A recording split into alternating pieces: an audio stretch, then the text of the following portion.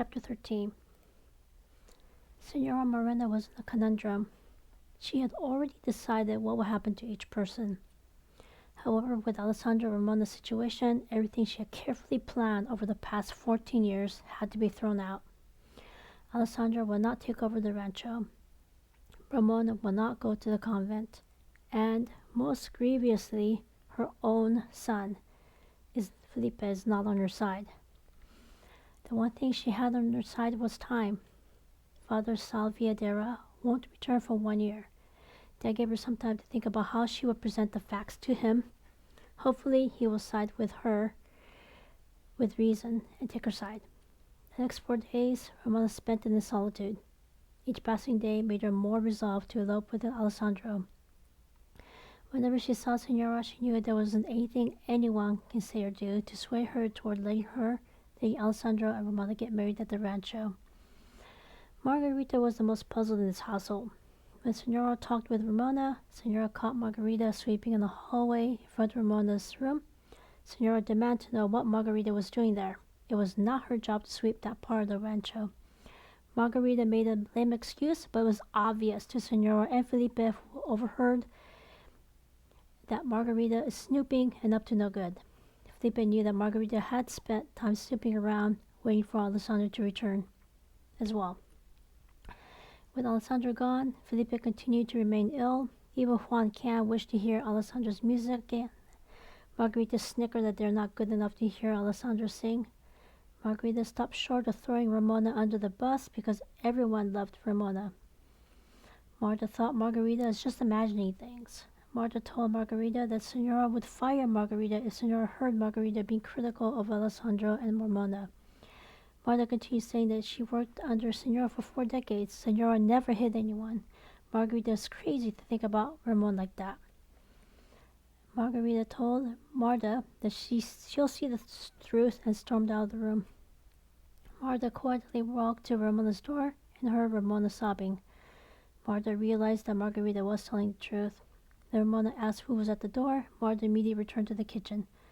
Marta did overhear Felipe tell Juan Can that Juan Can would be in charge of things. Alessandro has returned to his home.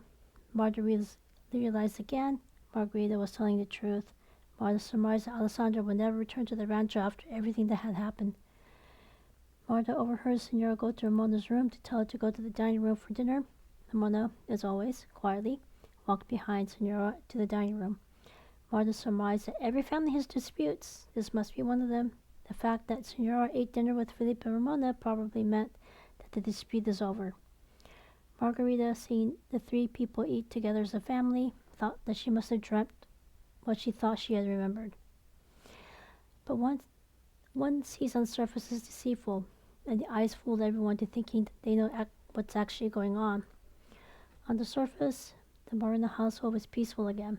Senora resumed her usual rounds inspecting the rancho. Felipe resumed smoking cigarettes and remaining bedridden. Ramona kept herself busy with her chores. She was almost done with her embroidery. It was supposed to be her present to Senora. However, with the rift between them, she acquiesced and decided that it would be her gift to his father Salviadera when he returns next year. Ramona was still convinced that she was right and Senora was all wrong about her marriage to Alessandro.